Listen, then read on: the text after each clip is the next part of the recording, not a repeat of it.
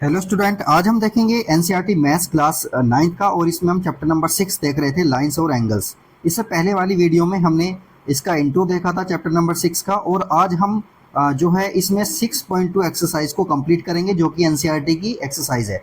इससे पहले वाली वीडियो में हमने इसके जो 6.1 को कंप्लीट कर लिया था। आज इस वाली वीडियो में हम 6.2 को कंप्लीट करते हैं और देखते हैं कि किस तरह के क्वेश्चन इसमें दिए हुए हैं और किस तरह से उनको सोल्व करना है। तो देखिए, एनसीईआरटी की एक्सरसाइज है हमारी 6.2। और इसमें देखिए क्वेश्चन नंबर 1 हमको दिया हुआ है। इस तरह से हमको क्वेश्चन दिए हुए हैं और इनको देखिए किस तरह से सोल्व किया जाता है। तो चलिए शुरू करते हैं। तो देखिए क्वेश्चन नंबर 1 का हमने जो फिगर है ये बना लिया है। देखिए इस फिगर में हमें को क्या दिया हुआ है। ये दिया हुआ है एंगल 50 है और ये वाला एक्स एंगल है। इसी तरह से ये वाला एंगल 130 डिग्री है और ये वाला एंगल वाई है। तो देखिए ध्यान से देखिए, ये वाला पूरा एंगल हमारा 50 प्लस एक्स मिलकर क्या बनाएगा, 180 बनाएगा, क्योंकि ये क्या है, लीनियर पेयर है। और लीनियर पेयर क्या होते हैं, एक लाइन के किसी लाइन के एक ही साइड में बनने वाले जो एंगल होते हैं वो दोनों हमारे क्या होते हैं, लीनियर पेयर होते हैं। तो देखिए हम इसको लिखेंगे, जब सॉल्यूशन करेंगे यहाँ लिखेंगे 50 प्लस एक्स किसके इक्वल हो जाएगा, ये हो जाएगा 180 के इक्वल हो जाएगा। और ये क्यों होगा 180 के इक्वल, क्योंकि ये लीनियर पेयर है। यहाँ साइड में हम क्या लिख देंगे, लीनियर पेयर। तो ये लीनियर पेयर हो गए हमारे। अब ध्यान से देखिए x की वैल्यू को कैसे फाइंड कर सकते हैं इसमें हम। तो x इक्वल कितना हो जाएगा, 180 में से माइनस कर देंगे 50 को, तो सीधा सीधा x की वैल्यू हमारी आ जाएगी कितनी, 130 डिग्री। तो x की वैल्यू आ गई। एक आंसर तो हमारा ये वाला हो गया है।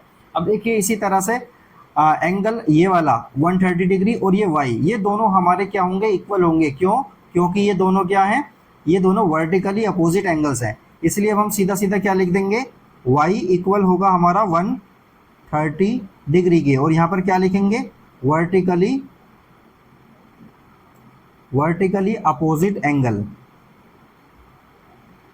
Vertically opposite angles. ये दोनों एंगल कैसे हैं, वर्टिकली अपोजिट है। और वर्टिकली अपोजिट एंगल कैसे होते हैं, इक्वल होते हैं। तो देखिए इसकी दोनों वैल्यूज आ गई हैं। अब हमसे पूछ रहा है कि ये लाइन हमारी ए बी और सी डी ये पैरेलल होंगी, ये हमको क्या करना है, शो करके दिखाना है। तो देखेंगे इसको आगे।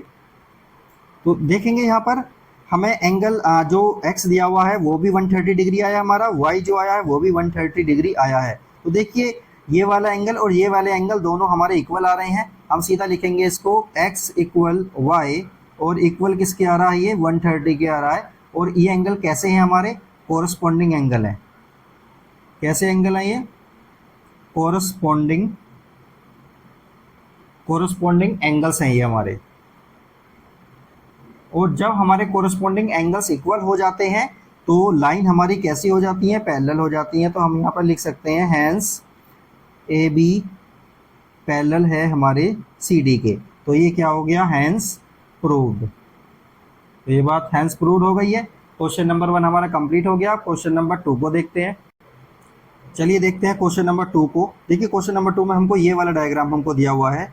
तो देखिए ये A B line, C D line और ई एफ लाइन ये आपस में पैरेलल है, ये इन्होंने दिया हुआ है। इसके बाद ये कह रहा है एंगल ये वाला एक्स है, ये वाला एंगल वाई और ये वाला एंगल जेड है।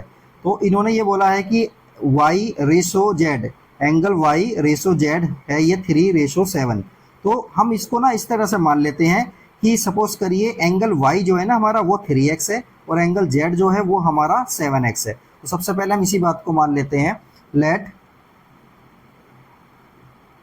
y इक्वल है हमारा 3x मान लेते। देखो यहाँ पे x दिया हुआ है तो इसको कुछ और मान लेते हैं, 3a मान लेते हैं। तो ये हो जाएगा 3a, स्मॉल वाला a। इसी तरह से z एंगल जो है वो हमारा है 7a, क्योंकि जिस रेशो में दिया हुआ है उसी रेशो में हमने इनको मान लिया है। अब आप ध्यान से देखेंगे, देखिए ये वाला एंगल y है और ये वाला एंगल z है। तो ध्यान से देखिए ये वाला एंगल जो होगा हमारा, ये वाला एंगल और ये वाला एंगल दोनों सेम होंगे ना, और ये पूरा एंगल मिला के कितना बनेगा, 180 के इक्वल होगा, क्योंकि ये लीनियर पेयर बन जाएगा। तो हम यहाँ पर क्या लिखेंगे, हम यहाँ पर लिखेंगे कि ये वाला जो एंगल है हमारा पूरा का पूरा, इसकी जगह पे, इस वाले की जगह पे y लिख सकते हैं। तो y प्लस जेड हमारा कितना हो जाएगा, 180 के इक्वल हो जाएगा। तो हम सीधा सीधा यहाँ पर लिखने वाले हैं एंगल y प्लस जेड। तो ये हो जाएगा angle y plus Z equal हो रहा हमारा 180 के। ठीक है, क्योंकि देखिए दोबारा देख लीजिए, देखिए ये वाला एंगल हमारा, ये वाला एंगल और ये वाला एंगल हमारे सेम एंगल है। सेम एंगल क्यों है? क्योंकि ये वाली लाइन और ये वाली लाइन पैरेलल है और एक लाइन इनको काट रही है, तो एक ही साइड के एंगल ये वाले हमारे इक्वल हो जाएंगे। तो एंगल y और एंगल z दोनों मिला के कितना बना रहे हैं? 180 बना रहे हैं। अब ध्यान से देखिए, y की वैल्यू हम 3a पुट कर देंगे, ये हो जाएगी 3a। इसी तरह से z की वैल्यू भी कितनी पुट कर दी हमने? 7a, और दोनों का मिला के कितना आ रहा है? ये हो जाएगा 7a और 3a कितना बन जाएगा? 10a, और ये आ जाएगा 180 डिग्री। ये 180 आ गया, तो a की वैल्यू कितनी आ गई? 180 में से 180 को डिवाइड कर देंगे 10 से, तो a की वैल्यू आ जाएगी हमारी 18 डिग्री। अब हम क्या करेंगे, तो हमारा जो y की वैल्यू आई है वो y की वैल्यू हमारी आ जाएगी 3 इंटू ए, और a की वैल्यू कितनी है? 18, तो ये कितना हो जाएगा? 54 डिग्री। इसी तरह से z की वैल्यू कितनी आ जाएगी? 7 इंटू 18, और ये कितना आ जाएगा? ये आ जाएगा 126 डिग्री। तो देखिए ये दोनों हमारे आ गए हैं यहाँ पर। इसी तरह से अब देखिए हमको z की जो z है हमारा, ध्यान से देखिए, जो z है हमारा और ये x है, ये दोनों भी हमारे क्या होंगे? सेम होंगे, क्योंकि इसके अपोजिट में ये वाला एंगल है ना, और ये वाला एंगल और ये एंगल हमारे सेम होंगे, तो ये वाला और ये वाला भी सेम होंगे, मतलब ये वर्टिकली अपोजिट एंगल हो गए ना। तो यही वाला एंगल देखिए, यही तो है x, तो x और z हमारे सेम होंगे, तो यहाँ पर हम लिख सकते हैं x इक्वल z, और इक्वल कितना हो जाएगा? 126 डिग्री के हो जाएगा। तो ये वाला हमारा क्या रहेगा? फाइनल, ये वाला हमारा क्या रहेगा? फाइनल आंसर रहेगा।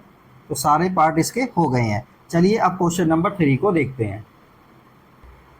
चलिए अब क्वेश्चन नंबर 3 को हम देखते हैं। देखिए ये हमको एक डायग्राम दिया हुआ है, इस तरह का पूरा डायग्राम है। यहाँ पर हमको गिवन दिया हुआ है ए बी जो है ना लाइन, वो पैरेलल है सी डी के, और ई एफ लाइन जो है हमारी ई एफ ये वाली, वो सी डी पर परपेंडिकुलर है, और एंगल जी ई डी मतलब ये वाला पूरा एंगल हमको कितना दिया हुआ है?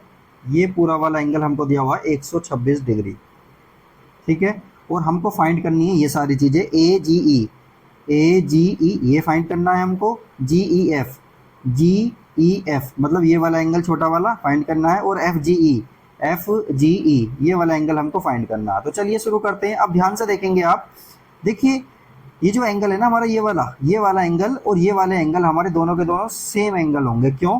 क्योंकि देखिए इस वाली लाइन को हम अगर पीछे की साइड बढ़ा देते हैं और इसको आगे की साइड बढ़ा देते हैं, तो ध्यान से देखिए ये वाला एंगल और ये वाले एंगल कोरस्पॉन्डिंग एंगल हमारे बन जाएंगे। तो देखिए ये ऐसा समझ लीजिए, ये वाला एंगल के सामने वाला ये वाला एंगल इक्वल होंगे, क्योंकि ये वर्टिकली अपोजिट एंगल होते हैं, और ये वाले एंगल और ये वाला एंगल भी कोरस्पॉन्डिंग एंगल बन जाएंगे, क्योंकि ये वाला और ये वाले आपस में इक्वल हैं, और ये भी आपस में इक्वल है, तो ये और ये वाला एंगल भी इक्वल हो जाएंगे। तो ए जी ई सीधा सीधा हमारा कितना आ जाएगा? सीधा लिख देंगे इसको, एंगल ए जी ई ये किसके इक्वल आ जाएगा? सीधा सीधा एंगल जी ई डी के। तो ए जी ई डी के इक्वल आ जाएगा, और वो कितना गिवन है हमको? 126 डिग्री गिवन है। तो एक पार्ट तो हमारा हो गया है। अब देखिए ये वाला पूरा एंगल जो है हमारा, ये वाला पूरा हमारा कितना है? एंगल जी ई डी ये है हमारा angle G E F plus angle F E D के। अब ध्यान से देखिए, ये तो हमको कितना दिया हुआ है? ये तो हमको 126 डिग्री दिया हुआ है, और ये वाला एंगल हमको पता नहीं है, तो इसको लिखेंगे हम जी ई एफ, और ये वाला एंगल हमारा कितना है? 90 डिग्री है। तो देखिए ये वाला एंगल कितना हो जाएगा? 126 में से 90 चला जाएगा, तो कितना आ जाएगा? तो ये हो जाएगा 90 चला गया इसमें से, तो इसमें से इसको लिखेंगे जी ई एफ। अब देखिए ये सीधा सीधा इसको ऐसा भी तो लिख सकते हैं, जी ई एफ इक्वल आ जाएगा 126 में से जो 90 जाएगा, तो ये आ जाएगा 36। तो ये वाला भी हो गया हमारा। तो एक आंसर तो हमारा ये वाला हो गया, एक आंसर हमारा ये वाला हो गया, और थर्ड वाला हमारा रह गया है। इसको देखिए कैसे करेंगे, एफ जी ई हमसे पूछा जा रहा है, एफ जी ई। तो देखिए एफ जी ई ये वाला पूछ रहा है, ये वाला। तो ध्यान से देखिए ये पूरा मिलके कितना बना रहा है? 180 बना रहा है, और ये कितना? 126। तो 126 में से 180 में से 126 जाएगा, तो ये वाला एंगल आ जाएगा। तो इस वाले एंगल को किस तरह से लिखेंगे?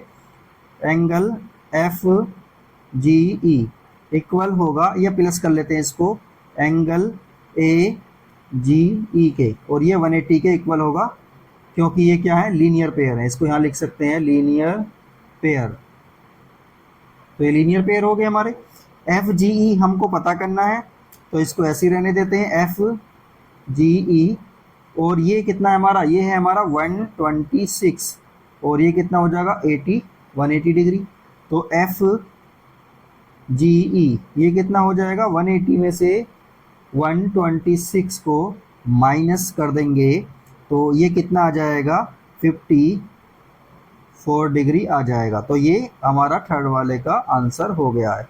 तो तीनों आंसर हमारे हो गए हैं, बहुत आसानी के साथ हमने निकाल लिया है। चलिए अब क्वेश्चन नंबर 4 को देखते हैं।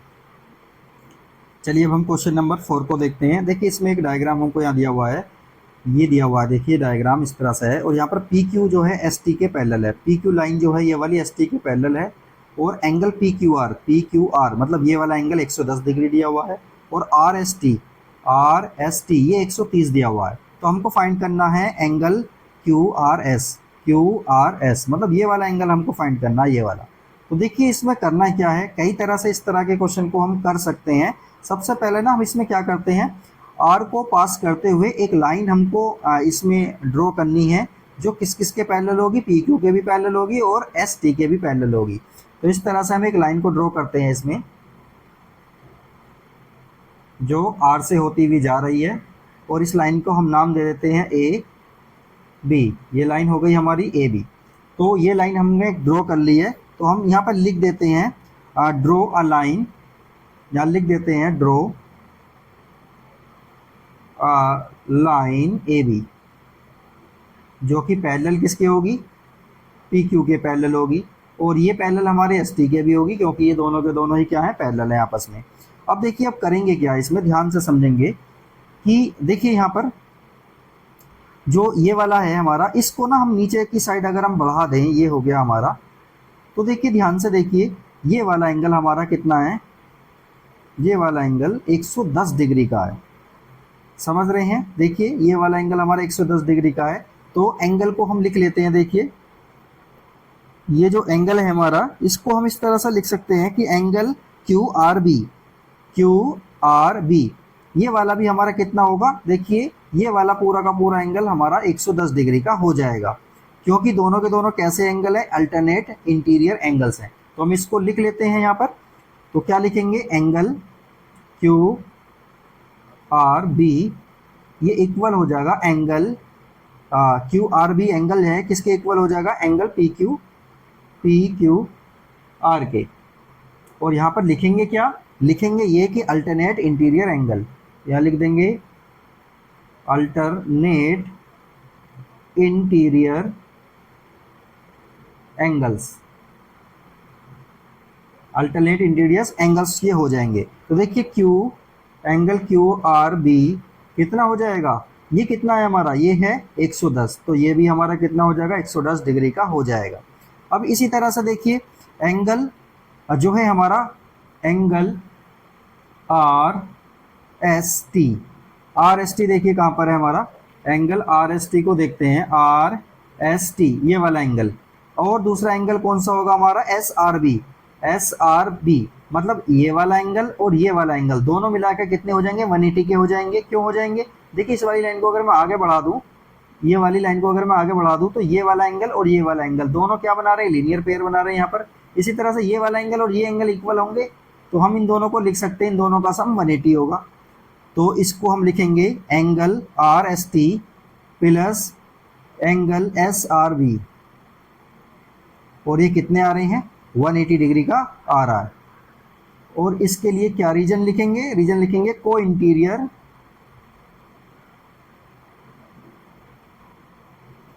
इंटीरियर एंगल्स, क्या लिखेंगे, को interior angles of same sides में किसके, ऑफ आ ट्रांसवर्सल। तो ट्रांसवर्सल लाइन कौन सी होती है, ट्रांसवर्सल लाइन वो होती है जो दो पैरेलल लाइन को काटती है, तो उसको ट्रांसवर्सल बोलते हैं। तो देखिए यहाँ पर ये आ गया 180 डिग्री के। अब हम जानते हैं एंगल आर एस टी कितना है हमारा, 130 डिग्री का है, तो इसको यहाँ पर लिख देंगे 130 degree plus angle S R B ये कितना है हमारा, 180 डिग्री। तो देखिए कितना आ जाएगा, एंगल एस आर बी आ जाएगा हमारा 180 में से 130 को माइनस करेंगे तो एंगल एस आर बी आ जाएगा हमारा 50 डिग्री। ये 50 डिग्री आ गया। अब हम सीधा सीधा लिखेंगे। अब हमको कौन सा एंगल चाहिए, हमको चाहिए ये वाला क्यू आर एस। तो देखिए क्यू आर एस कितना हो जाएगा, एंगल क्यू आर एस जो होगा हमारा 110 में से माइनस कर देंगे तो इसको लिखेंगे क्यू आर बी में से माइनस करेंगे एस आर बी को। तो ये देखिए क्यू आर बी कितना है हमारा 110 और एस आर बी हमने अभी निकाला है कितना है 50। तो सीधा सीधा ये कितना आ जाएगा 60 डिग्री का ये एंगल हमारा आ जाएगा। तो ये हो गया हमारा इसका फाइनल आंसर। चलिए क्वेश्चन नंबर 5 को देखते हैं। तो चलिए क्वेश्चन नंबर 5 को देखते हैं। देखिए इस तरह का कुछ हमको डायग्राम दिया हुआ है, उसमें गिवन डेटा में क्या क्या दिया हुआ है। ए बी जो लाइन है ना हमारी वो सी डी के पैरेलल है। ए बी ये रही और सी डी ये रही, एक दूसरे के क्या है पैरेलल है। एंगल ए पी क्यू ये हमको 50 डिग्री दिया हुआ है और एंगल पी आर डी ये 127 डिग्री का दिया हुआ है। तो देखिए हमको एक्स और वाई पूछा जा रहा है। एक्स और वाई देखिए किस तरह से हम फाइंड करेंगे। तो ध्यान से देखिए ये वाली ए बी और सी डी हमारी पैरेलल है और ये पी क्यू लाइन इसको काट रही है। तो एंगल ये वाला और एंगल ये दोनों आपस में क्या होंगे, इक्वल होंगे। क्यों? क्योंकि ये अल्टरनेट इंटीरियर एंगल हो जाएंगे। और हम सीधा सीधा लिखेंगे angle A P Q equal हो जाएगा एक्स के, और एक्स कितना है, ये एक्स के इक्वल हो जाएगा। और फाइनली हम इसको क्या लिखेंगे, ए पी क्यू की वैल्यू कितनी है 50 डिग्री। तो सीधा सीधा यहाँ पर ब्रैकेट में क्या लिख देंगे, alternate interior angle, alternate interior angles. इसी तरह से देखिए जो एंगल y है हमारा, एंगल y और एंगल 50 ये दोनों के दोनों किसके इक्वल हो जाएंगे, 127 के इक्वल हो जाएंगे। क्यों? क्योंकि देखिए ए बी और सी डी हमारी पैरेलल लाइन है और ये पी आर लाइन इसको काट रही है। तो ये वाला पूरा एंगल ये वाले पूरे दोनों के सम के इक्वल हो जाएगा। तो इसको लिखेंगे हम angle A P Q plus angle इसको y लिख लेते हैं, y इक्वल हो जाएगा एंगल पी आर डी के। और देखिए एंगल ए पी क्यू की वैल्यू कितनी है 50 डिग्री है और ये हमको y फाइंड ही करना है। पी आर डी कितना है 127। तो y की वैल्यू सीधी सीधी कितनी आ जाएगी, 127 में से 50 को माइनस कर देंगे तो y की वैल्यू कितनी आ जाएगी, सीधी 77 डिग्री आ जाएगी। समझ गए ये क्या है। तो इस तरह से हमने ये क्वेश्चन भी कंप्लीट कर लिया है। अब लास्ट क्वेश्चन इस एक्सरसाइज का बचा है, क्वेश्चन नंबर 6, उसको भी कंप्लीट करते हैं। देखिए क्वेश्चन नंबर 6 में हमको दिया हुआ है in figure P Q and R S, P Q R S are two mirrors placed parallel to each other. P Q और आर एस ये दोनों हमारे मिरर हैं और एक दूसरे के पैरेलल रख दिए गए हैं। An incident ray A B strike the mirror P Q, एक रे है हमारी ये रही ए बी रे हमारी पी क्यू को जो है स्ट्राइक करती है बी पॉइंट पर। उसके बाद ये रिफ्लेक्ट होती है और ये फिर दोबारा स्ट्राइक करती है आर एस पर एड पॉइंट सी पर, और यहाँ के बाद फिर ये रिफ्लेक्ट हो जाती है। इसी तरह से ये हमको दिया हुआ है। हमसे ये फाइनली कह रहा है कि ये जो ए बी लाइन है ना, ये ए बी लाइन ये सी डी लाइन के पैरेलल होनी चाहिए। ये हमको प्रूव करके दिखाना है। तो चलिए शुरू करते हैं किस तरह से इसको सोल्व करें। तो देखिए इसको जो है प्रूव करने के लिए हम क्या करेंगे, एक परपेंडिकुलर हम ड्रॉ करेंगे जो कि इस तरह से होगा। यहाँ पर एक परपेंडिकुलर हमने ड्रॉ कर दिया, इसका नाम दे दिया हमने ई, और एक परपेंडिकुलर हम यहाँ पर ड्रॉ करेंगे और इसका नाम दे देते हैं एफ। सपोज करिए ये वाला एंगल है हमारा ए स्मॉल में और ये वाला एंगल है बी। इसी तरह से ये वाला एंगल हम मान लेते हैं एक्स और ये वाला एंगल मान लेते हैं हम वाई। ठीक है, अब देखिए हम इसको लिख देते हैं ड्रॉ बी ई जो कि परपेंडिकुलर होगा किसके, परपेंडिकुलर होगा पी क्यू के। और दूसरा हमने क्या ड्रॉ किया है, हमने सी एफ ड्रॉ किया है, ये रहा हमारा सी एफ, और ये किसके परपेंडिकुलर होगा, ये होगा आर एस के। तो ये परपेंडिकुलर हो गए। अब देखिए हम यहाँ पर देख रहे हैं जो ये वाला हमारा बी ई जो होगा वो सी एफ के परपेंडिकुलर, ये सी एफ के बी ई और सी एफ ये दोनों आपस में पैरेलल होंगे। क्यों? क्योंकि देखिए ये दोनों पैरेलल लाइन है, इन दोनों पैरेलल लाइन के बीच में जब हम एक परपेंडिकुलर ड्रॉ करेंगे, एक इस पर और एक इस पर, तो ये दोनों भी आपस में क्या होंगे, पैरेलल होंगे। तो इसी बात को लिख लेते हैं। पहले इसको लिखेंगे बी ई पैरेलल होगा किसके, सी एफ के, और इस बात को ना ब्रैकेट में इस तरह से लिख लेते हैं, perpendicular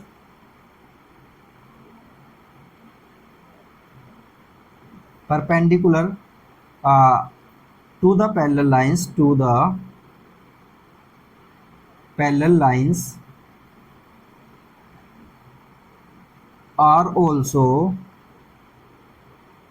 perpendicular, are also parallel। क्या होंगे, ये पैरेलल होंगे। तो ये हमने बात लिख दी है। अब हम देखिए एंगल ए हमारा एंगल बी के इक्वल होगा और angle X equal angle Y होगा। अब ये दोनों बातें क्या हैं, इस बात को ऐसे लिख लेते हैं, इसको लिखेंगे एंगल ऑफ इंसिडेंस किसके इक्वल होता है, एंगल ऑफ रिफ्लेक्शन के, एंगल ऑफ रिफ्लेक्शन। इसको समझते हैं थोड़ा सा। एंगल ऑफ इंसिडेंट, देखिए ये वाली इंसिडेंट रे है और ये इस पॉइंट पर आकर इंसिडेंट हो रही है, और बी क्या है, ये परपेंडिकुलर है। तो देखिए इंसिडेंट रे ये हो गई, रिफ्लेक्टेड रे ये हो गई, तो ये परपेंडिकुलर से इक्वल एंगल बनाती हैं, इसलिए एंगल ए और एंगल बी इक्वल हो जाएंगे।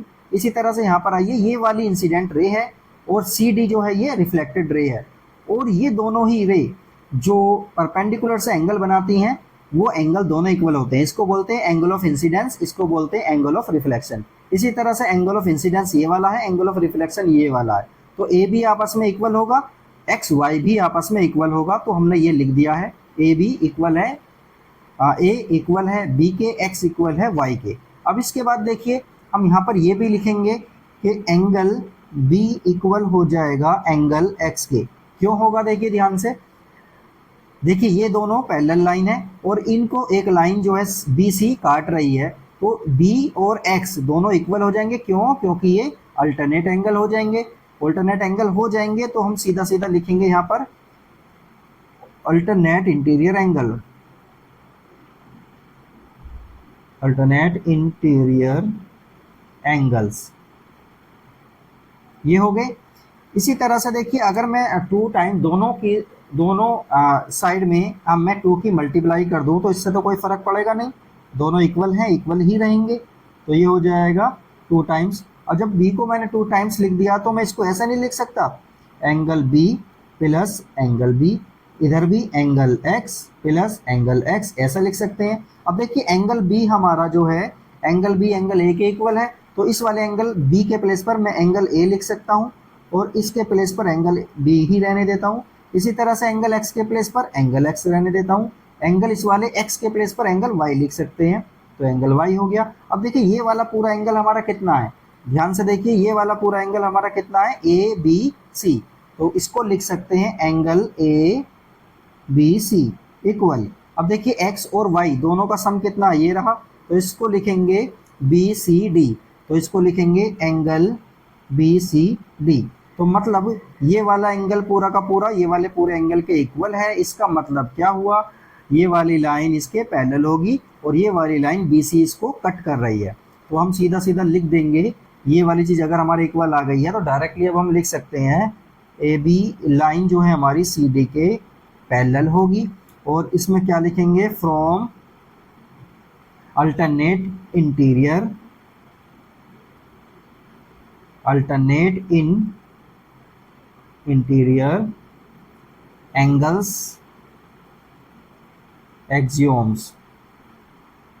इसके अकॉर्डिंग ये क्या हो जाएगा, अगर अल्टरनेट इंटीरियर एंगल इक्वल हैं तो लाइन हमारी पैरेलल होती हैं। तो ये एक्सरसाइज हमारी 6.2 कंप्लीट हो गई है। नेक्स्ट वीडियो में हम 6.3 को कंप्लीट करेंगे, और इसको आप ध्यान से देखते रहें। जो क्वेश्चन समझ नहीं आता आप कमेंट में लिख सकते हैं, रिपीट करके वीडियो को देख सकते हैं। ओके।